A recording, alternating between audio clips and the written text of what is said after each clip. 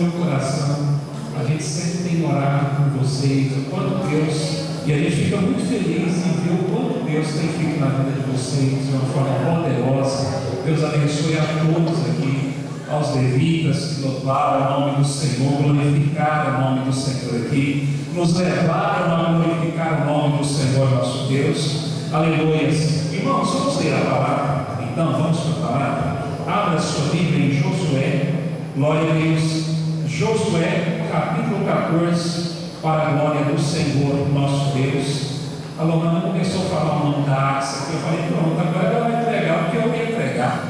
Então vai ser quase que eu vou ter que tirar o plano B, a mensagem B. Glória a Deus. Daqui a pouquinho vai chegar na mensagem. Falou da Axa, glória a Deus, o nome dela está aqui, ó, pertinho. Glória a Deus. Josué, capítulo 14, aleluia. Nós vamos ler do versículo 6 até o versículo 13, para a glória do Senhor. Aleluias. Louvado seja o nome do nosso Deus. Aleluias. Josué 14, versículo 6 ao versículo 13. Aleluia. Consegue projetar aí? Então nós vamos fazer diferente. Eu vou ler o versículo e a igreja, aqui está o telão. Eu vou ler um versículo e a igreja lê o outro, depois eu leio um e a igreja lê o outro. Pode ser assim? A gente vai fazer uma leitura mais dinâmica, então. Glória a Deus. Vamos lá. Josué capítulo 14, versículo 6. Diz assim: então, só para vocês situar no texto. Aqui nós vamos ler o texto em que Caleb está tendo um diálogo com Josué sobre um fato que aconteceu há 45 anos atrás. Então vamos lá. Então os filhos de Judá chegaram a Josué em Gilgal, e Caleb, filho de Jefoné, o canezeu, lhe disse: tu sabes que o Senhor falou a Moisés, homem de Deus, em Cades Barneia, por causa de mim e de ti. A igreja.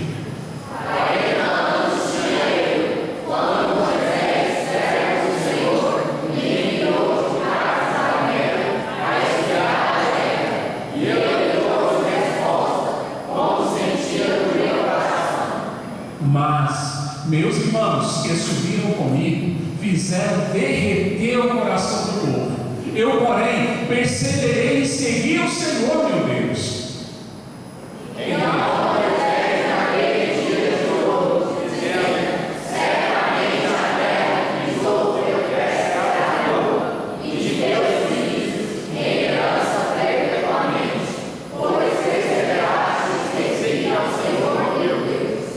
E agora, eis que o Senhor me conservou em vida, como disse, 45 anos são passados, desde que o Senhor falou essas palavras a Moisés, andando em Israel ainda no deserto. E agora, eis que hoje tenho 85 anos.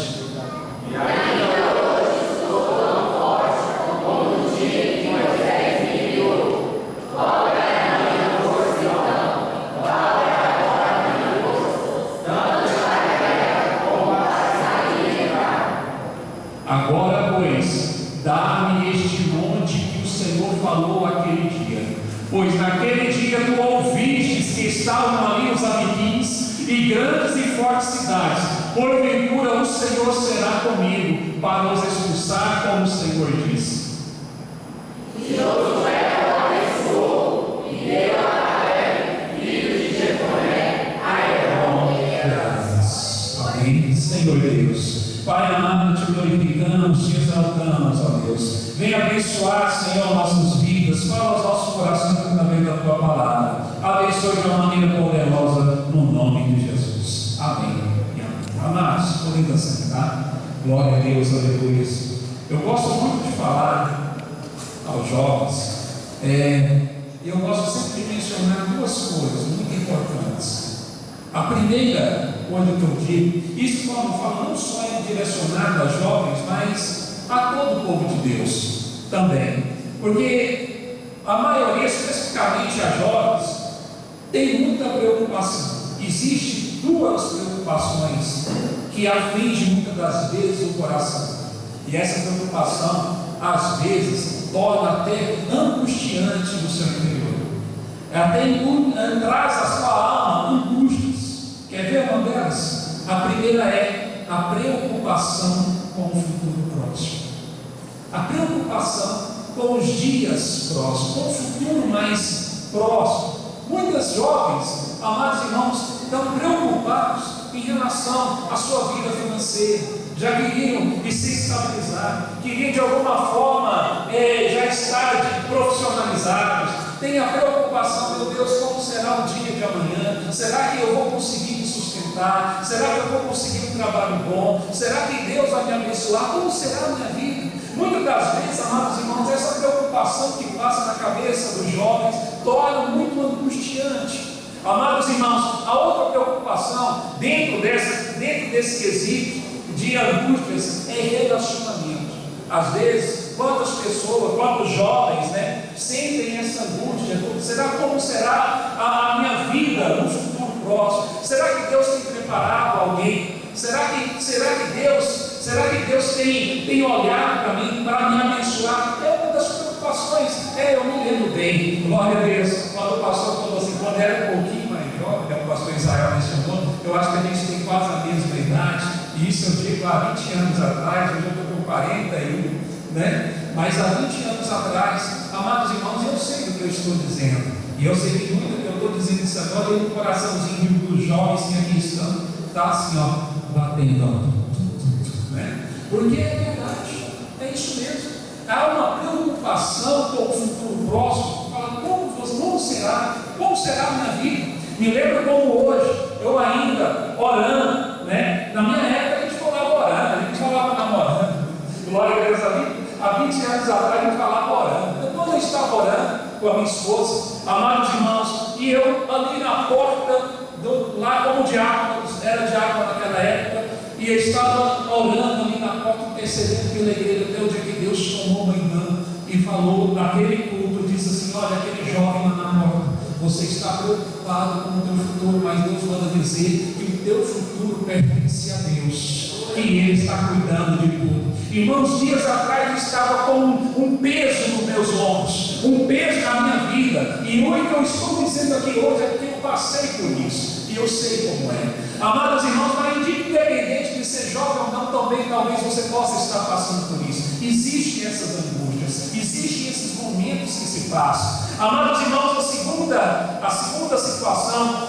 é respeito à santidade, é respeito a estar agradando a Deus ou não. Será que estou na presença de Deus como Ele gostaria que eu estivesse? Será que realmente eu estou diante do Senhor? Será que eu estou vencendo os obstáculos? Será que a minha vida, será que Deus tem se agradado de mim? E às vezes há um conflito, uma guerra psicológica, na sua mente, na questão mental. Às vezes, será que eu estou no caminho? Amados irmãos, e nós temos hoje na igreja, de uma maneira, isso eu digo de uma forma geral, a juventude é muito subjugada. A juventude, amados irmãos, precisa de muita força, oração, muita graça. Amados irmãos, porque a todo momento eles são subjugados, até mesmo pela própria igreja. Amados irmãos, mas acontece que esses fatos, às vezes se tornam angústias, às vezes se tornam momentos difíceis, e que o jovem fica até a pensar, será que Deus tem se agradado de mim?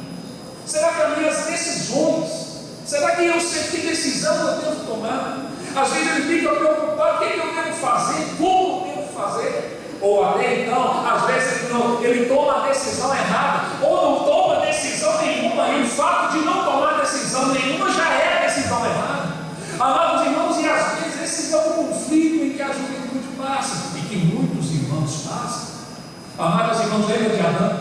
Adão, quando estava no Éden, ele não se preocupava com nada, ele estava lá, Deus o colocou, Deus orientou a Adão. Adão, Deus fez tudo de maneira perfeita. E Adão estava lá e ele não tinha medo, ele não sentia angústias, ele não tinha tribulações, ele não tinha essa guerra interna que é a igreja que nós temos, que nós passamos, não tinha nenhuma.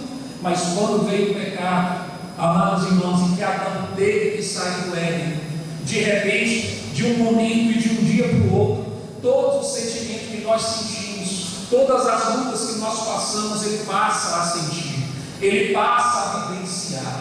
Amados irmãos, e com o passar dos anos, todas as pessoas pessoas passam a vivenciar também. Por quê? Porque é uma consequência do pecado. E às vezes a dúvida que se passa na vida do cristão é: será que estou agradando a Deus? Será que eu estou diante de Deus? Deus está olhando para mim? Será que Deus tem ouvido as minhas orações?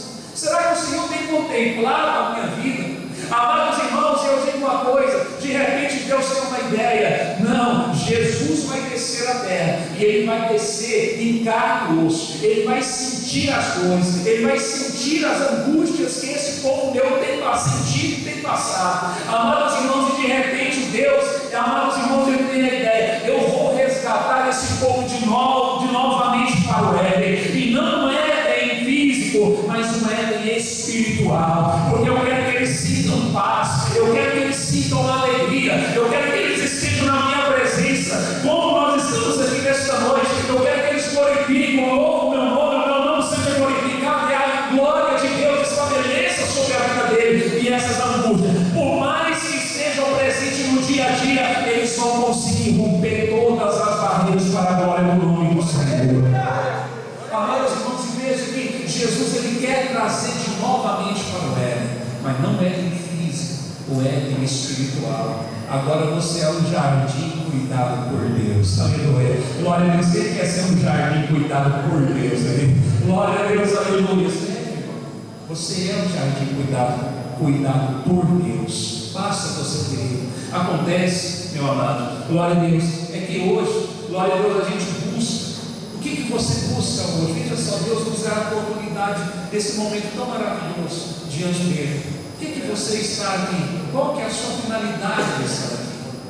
Buscar um relacionamento forte com Deus. Amém. Glória a Deus. Às vezes uma pessoa pode dizer: não, eu estou para buscar receber bênçãos, receber vitórias, bênçãos materiais. Amém. Você vai receber, mas se você buscar primeiramente o relacionamento com Deus, você vai ver as demais coisas acontecer na sua vida, Senhor.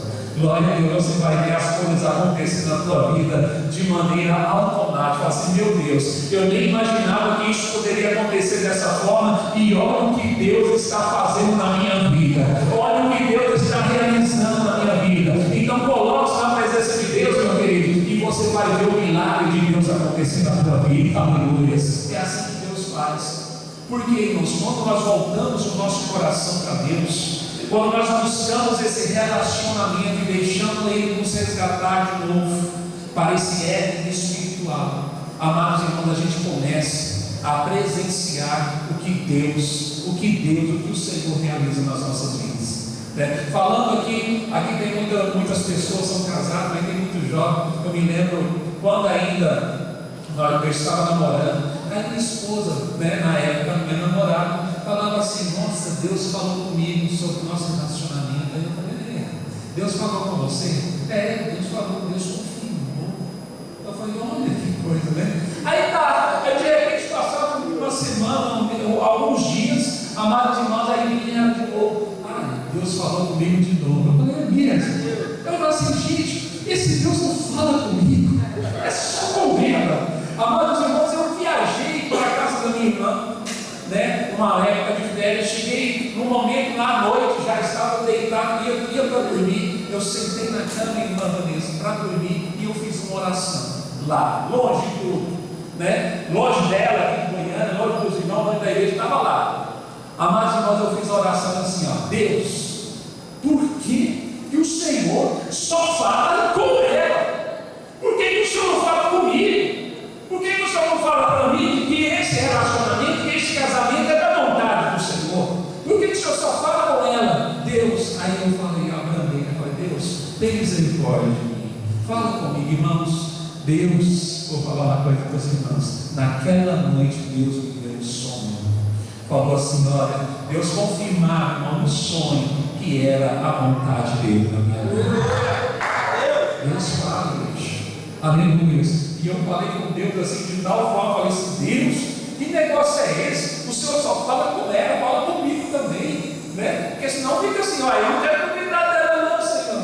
E ela me falou ontem, glória a Deus, ainda ontem minha esposa falou assim: amor, já são 23 anos. Eu falei assim: nossa, já tem isso tudo que você me aguenta? Deus em jogos. Assim: não fala assim, não. Eu falei assim: não, mas amém, glória a Deus. Mas é isso, irmão.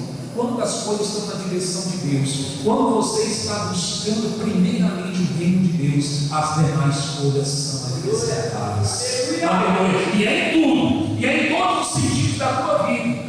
Agora, quando nós lemos, amados irmãos, esse texto, nós vemos um diálogo. Aí no momento em que Josué, na direção de todas as tribos de Israel, ele começa a distribuir as terras, depois de haver conquistado. Ele começa a falar assim: essa terra aqui vai ser para os filhos de José, porque José já não era vivo, mas os filhos receberam a parte como herança. Esse aqui vai ser para a tribo de Efraim, esse aqui vai ser para a tribo de Benjamim, a tribo de Judá. Aí Caleb vai para a tribo de Judá.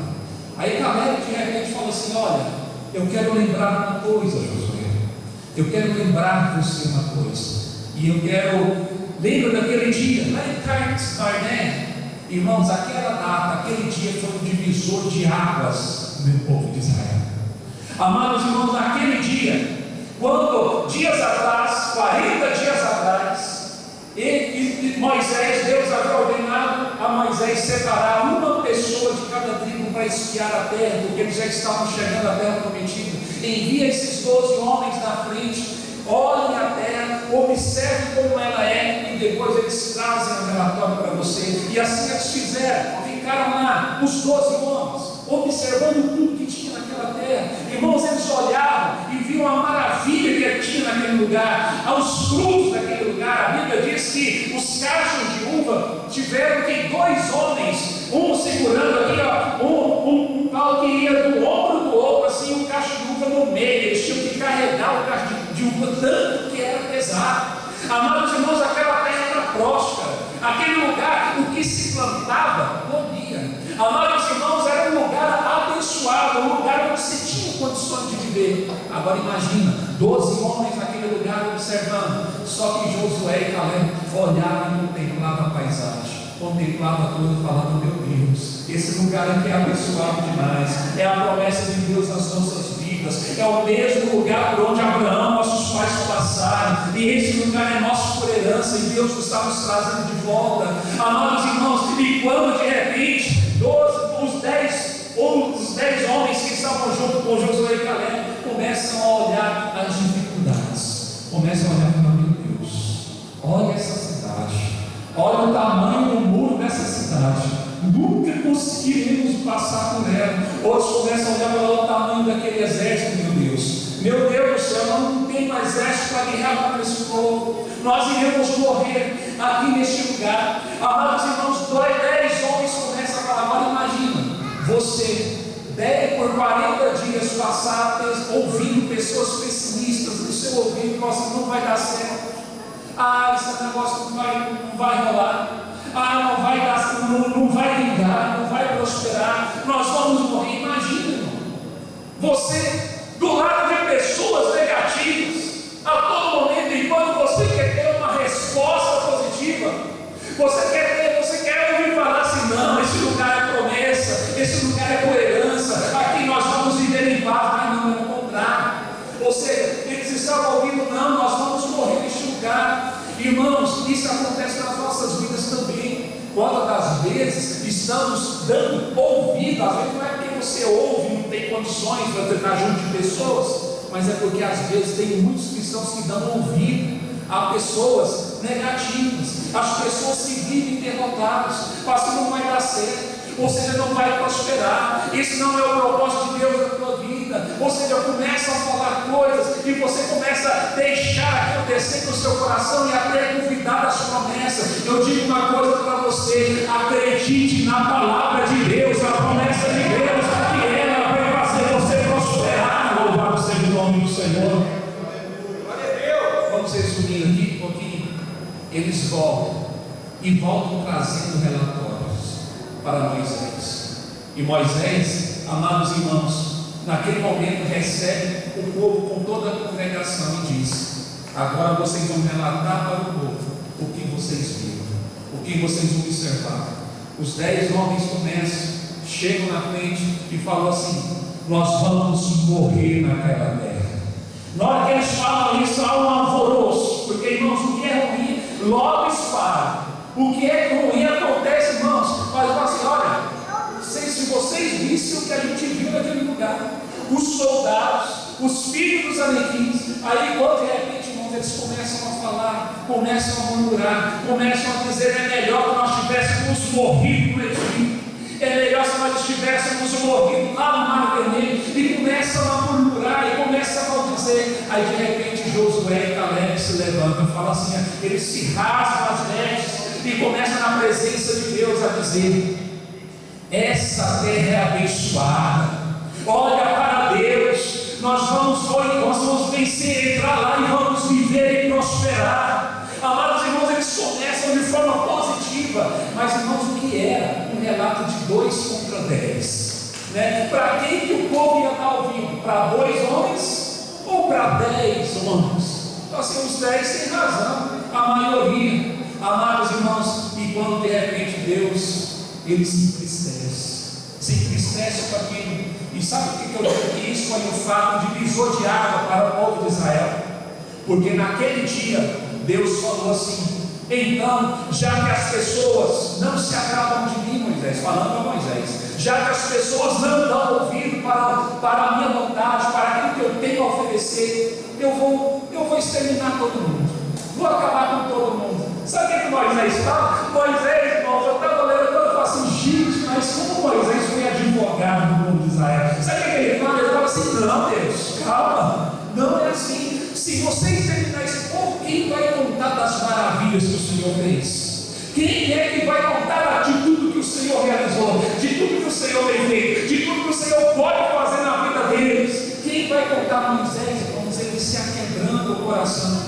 Aí Deus olha para a terra, para o povo, e eu fico imaginando, não está escrito nada, aí ele aqui, pensando. Aí Deus olha e Deus pensando assim: Moisés tocou na rocha com ira, cirou, não acreditou. Arão, olha Arão, irmão de Moisés, poderia ter juntado o povo para adorar ao meu nome enquanto Moisés estava lá no monte recebendo as tábuas da lei. Quando Moisés chega, Arão não teve a capacidade de orientar o povo, ficar na minha presença e deixou o povo adorar o bezerro. Não vejo ninguém que possa estar. Sabe o que Deus faz? Pois bem, já que é para uma descendência dizer sobre a minha história, eu determino que a partir desse momento, olha só, Caleb tinha 40 anos de idade, nesse episódio.